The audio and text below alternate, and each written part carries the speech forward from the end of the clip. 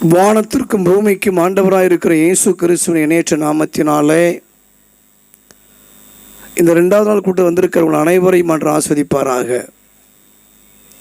சற்று நேரம் தியானிக்கும்படி எடுத்துக்கொண்ட வேத பகுதி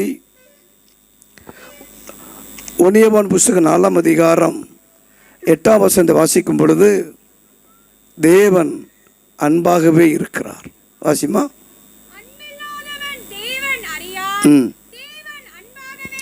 போதும். தேவன் இயேசு அன்பாகவே இருக்கிறார். பிதாவே பிட்டுத்தார், குமாரனே கற்றுத்தார், பரிசுத்த ஆவியானவரே விளக்கித்தார். இயேசுவின் நாமத்தில் ஜெபம் கேள் நல்ல பிதாவே, ஆமேன். எனக்கன்பானவர்களே, இந்த நாட்களிலே மனிதன் அன்புக்காக ஏங்கிக் கொண்டிருக்கிறான். நண்பனின் அன்பு நலிந்து போகக்கூடிய சூழ்நிலை, மனைவியின் அன்பு மறைந்து கொண்டிருக்கிற ஒரு சூழ்நிலை, கணவனின் அன்பு கரைந்து கொண்டிருக்கிற ஒரு சூழ்நிலை. எனக்கு மனங்களே, ஆகவே இந்த அன்பெல்லாம் ஒரு சில காலம் வரைக்கும் தான் இருக்கும். ஒரு ரப்பர் பேண்டை எவ்வளோ தூரம் இழுக்க முடியும், அதிக தூரம் இழுக்க முடியாது. இழுப்பி சொன்னால் அது அருந்து விழும். உலகத்தில் இருக்கிற மனுஷனுடைய அன்பு ரப்பர் பேண்ட் அன்பு. என்ன அன்பு? ரப்பர் பேண்ட் அன்பு. கணவனின் அன்பு ரொம்ப இழுக்க முடியாது, மனைவியுடைய அன்பு ரொம்ப இழுக்க முடியாது. ரொம்ப இழுக்க ஆரம்பித்தாச்சுன்னா பிரியமான அந்த அன்பு அறந்து விடும். ஆகவே தான் சொல்லுகிறேன், உலகத்தில் இருக்கிற மனிதனுடைய அன்பாக இருந்தாலும், மனைவியாக இருந்த அன்பாக இருந்தாலும், கணவனின் அன்பாக இருந்தாலும், பிள்ளையுடைய அன்பாக இருந்தாலும், அதனால் ரப்பர் பேண்ட் அன்பு கடைசி நிற்க முடியாது. ஆனால் நாங்கள் பிரசங்கிக்கிற இயேசுவுடைய அன்பு, எனக்கு என்பவர்களே, அந்த அன்பை குறித்து பேச போகிறோம். ஆகவே கர்த்தருக்கு ஸ்தோத்திரம். இயேசுவின் அன்பு மனிதனை ரட்சிக்கும் அன்பு. ஆமென் சொல்லலாம். அல்லேலூயா. உலக மக்கள் அன்பு ரப்பர் பேண்ட் அன்பு.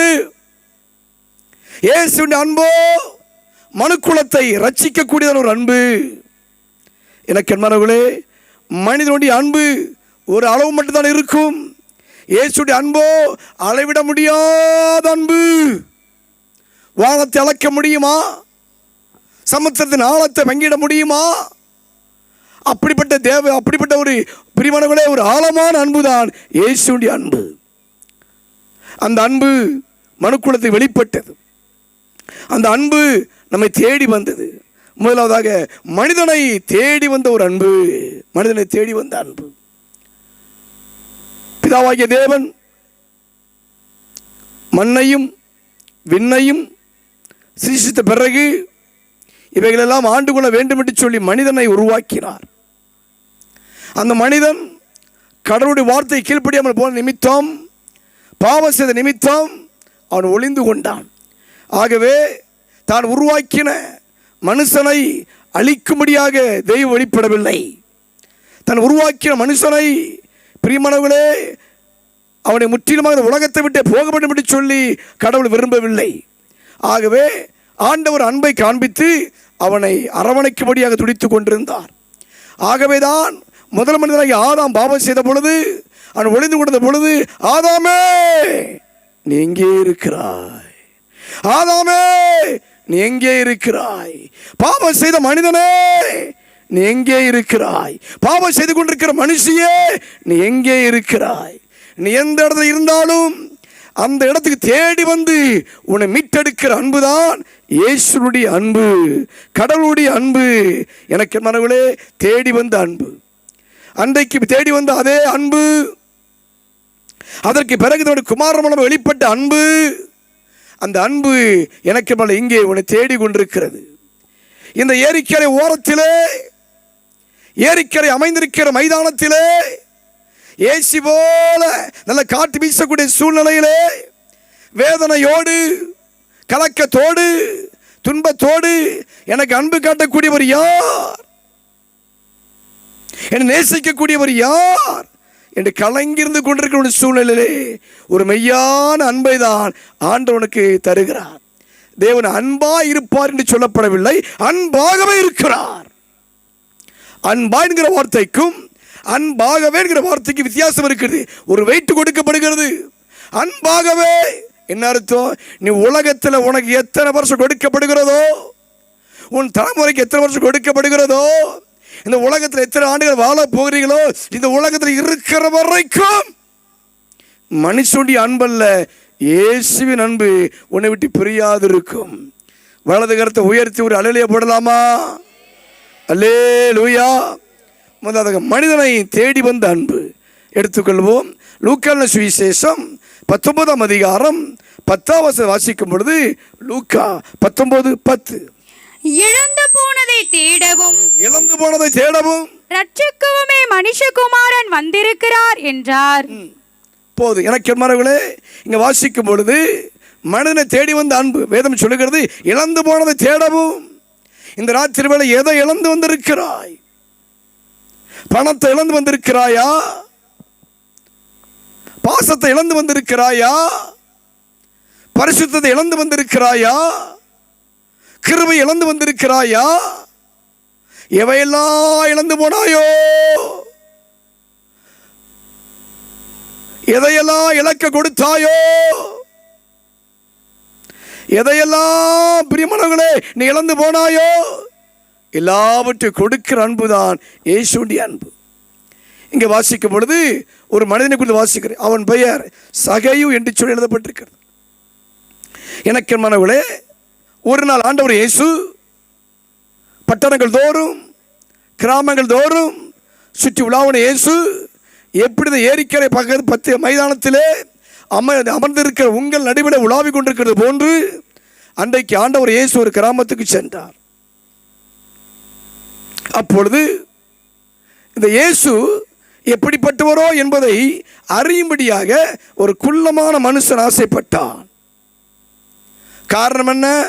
இந்த இயேசுக்கு அவனுக்கு சொல்லியிருக்கிறார்கள், இந்த ராத்திரி வேளையிலே இந்த கூட்டத்தை வந்தவனுக்கு அற்புதம் நடக்கும், இந்த கூட்டத்தில் வந்து ஒரு நன்மை கிடைக்கும், இந்த கூட்டத்தில் வந்து உங்கள் கண்ணீர் துடைக்கப்படும் என்று சொல்லி உங்களை அழைத்து வந்திருக்கிறார்கள். அழைக்கப்பட்டு வந்திருக்கிறீர்கள், பிதாவால் அனுப்பப்பட்டு வந்திருக்கிறீர்கள்.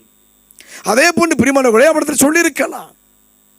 இவனுக்கு ஜனக்கூட்டம் அதிகமாக இருந்தபடினாலே இந்த இயேசுவை காண முடியாது என்பதை அறிந்த அந்த இவன் என்ன செய்தான் என்று சொன்னால், ஒரு மரத்தில் ஏறிக்கொண்டான்னு வாசிக்கிறோம். காட்டாத்தி மரத்தில் ஏறிக்கொண்டிருந்தான். எனக்கு மனவுகளே, இந்த உலகத்திலே மனைவிட்டு அன்பை எதிர்பார்த்தாய்? நோ. கணவனிடத்தில் அன்பை எதிர்பார்த்தாய்? நோ. பிள்ளையிடத்தில் அன்பை எதிர்பார்த்தாய்? நோ. பிரியமானவர்களே, சொந்தத்திலே பந்தத்திலே இவருடைய அன்பு எனக்கு காண்பிப்பான்னு சொல்லி யாரையெல்லாம் மனதில் வைத்து அன்பு எதிர்பார்த்தீர்களோ, எந்த அன்பு நத்திங், ஒன்றுமே இல்லாத ஒரு சூழ்நிலை. இவன் எதிர்பார்க்கவே இல்லை. இந்த ராத்திரி வேளையிலே ஒரு எதிர்பார்க்காத அன்பு உன்னை தேடி வருகிறது.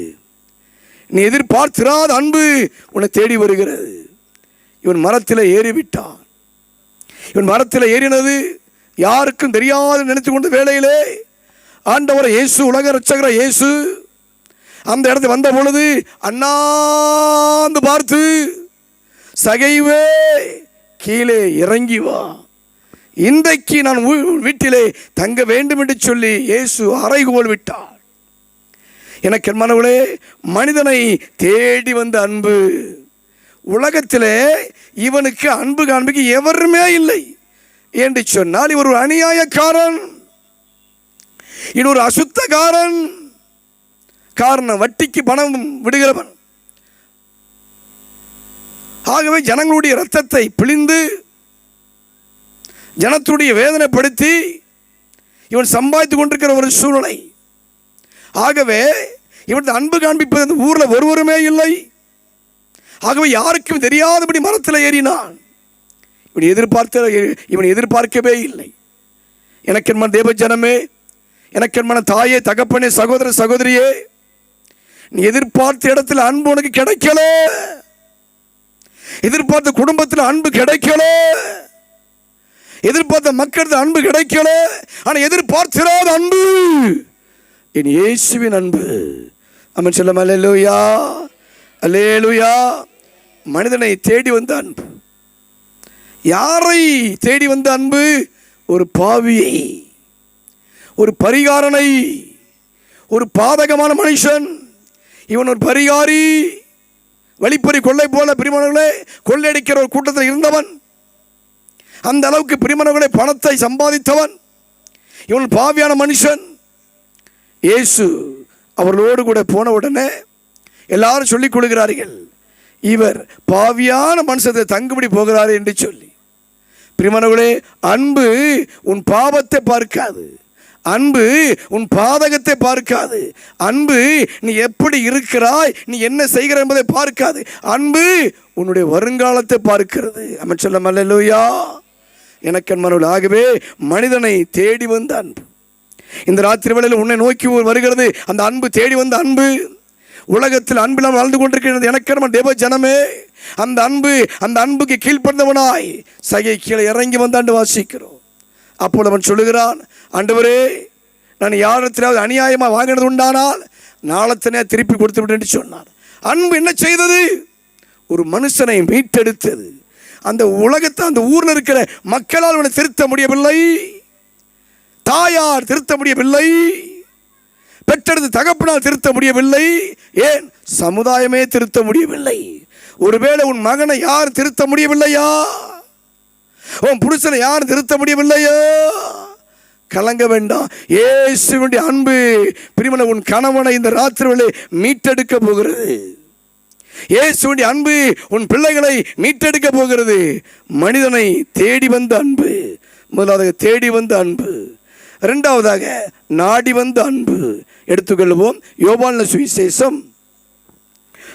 சுவிசேஷம் 5ஆம் அதிகாரம் 6ஆம் வசனம் வாசிக்கும் பொழுது, யோவான் 5:6, படுத்திருந்த அவனை இயேசு கண்டு அவன் வெகு காலமாய் வியாதிஸ்தன் என்று அறிந்து அவனை நோக்கி சொஸ்தமாக வேண்டும் என்று விரும்புகிறாயா என்று கேட்டார்.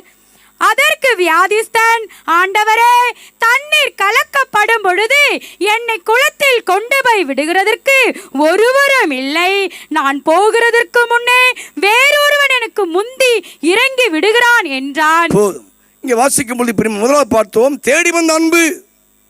தேடி வந்த அன்பு ஒரு பாவியை ரட்சித்தது. இரண்டாவது நாடி வந்த அன்பு. எங்கே கிடக்கிறான்? 38 வருஷமா பெதஸ்தா குளத்தில் கிடக்கிறான்.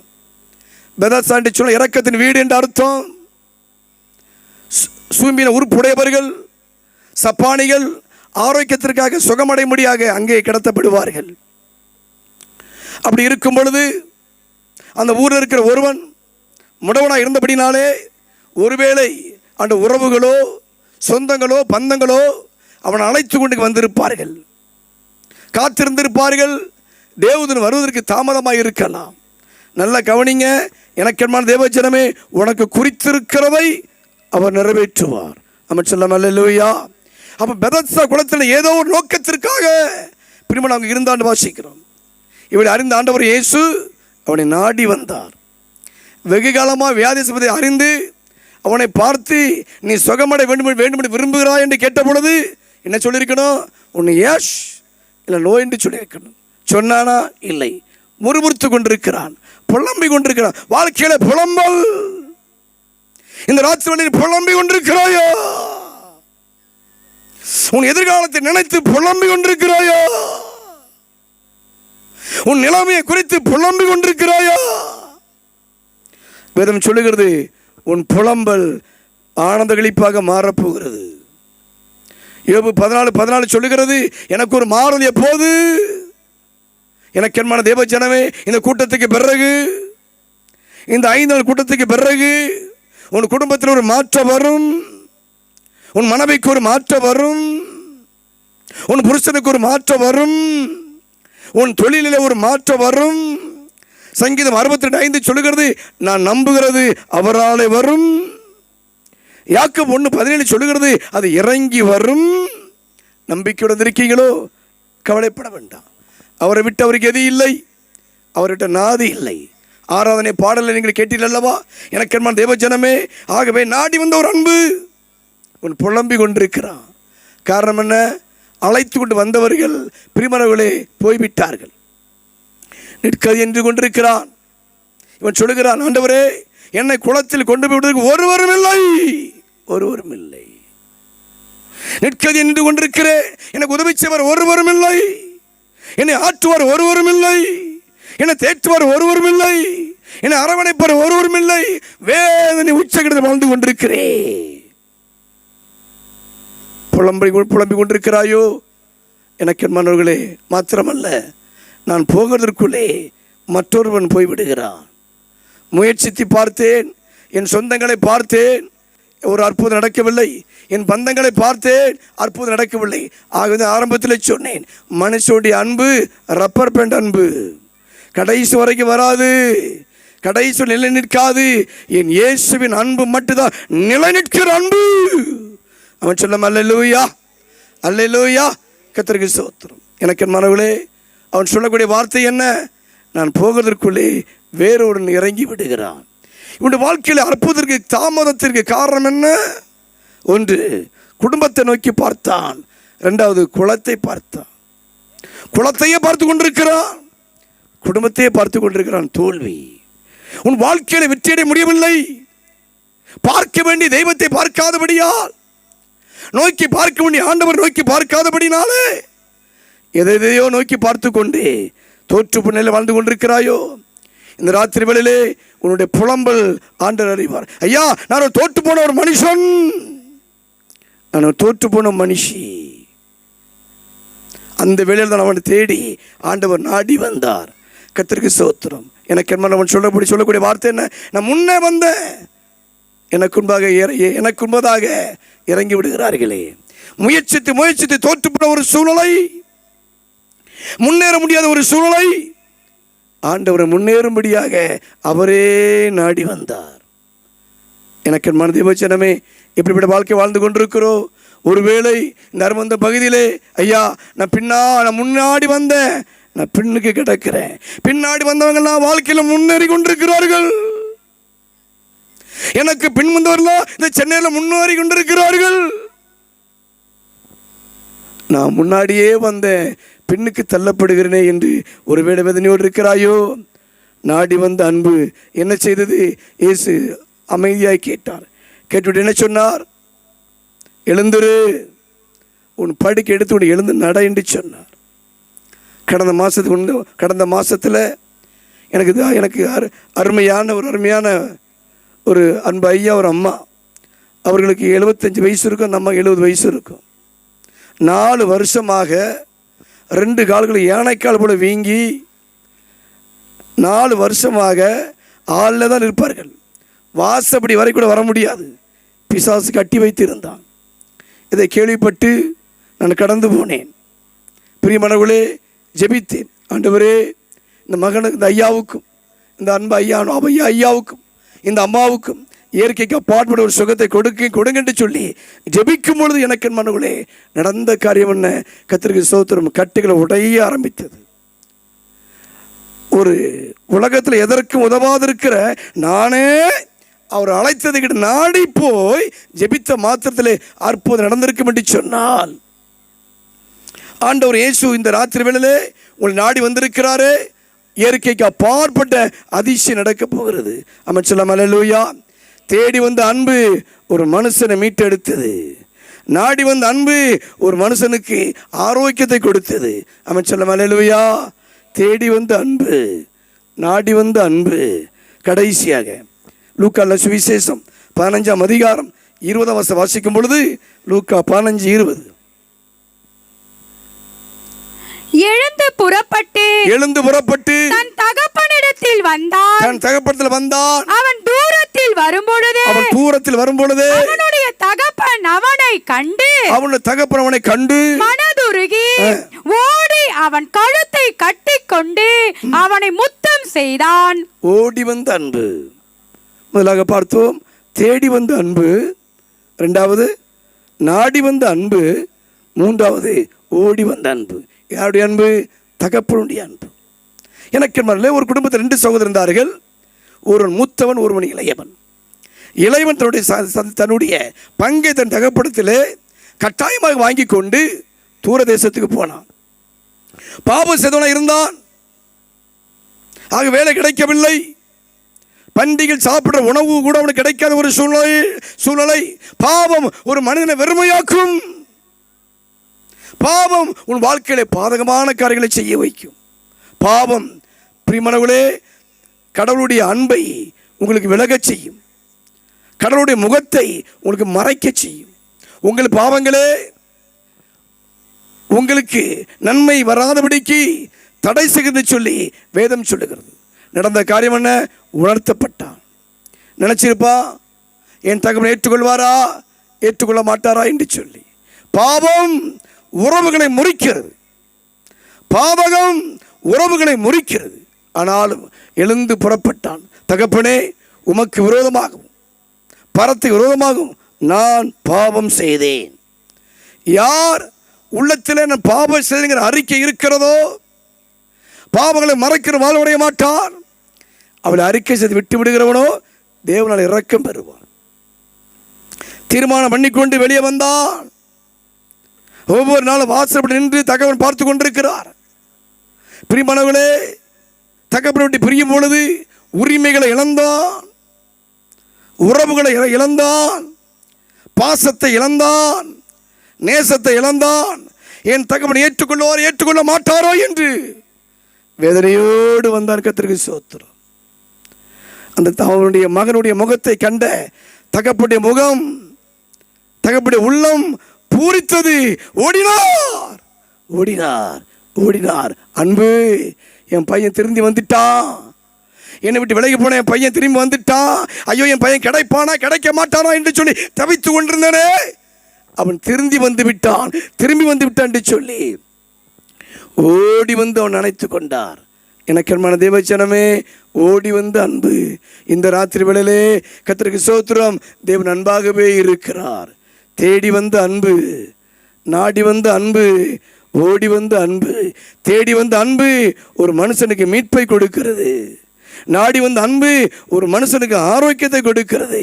தேடி வந்த அன்பு ஒரு மனுஷனுக்கு ஆசீர்வாதத்தை கொடுக்கிறது. எழுந்திருக்கலாமா? நம்ம ஜெபிக்கலாம்.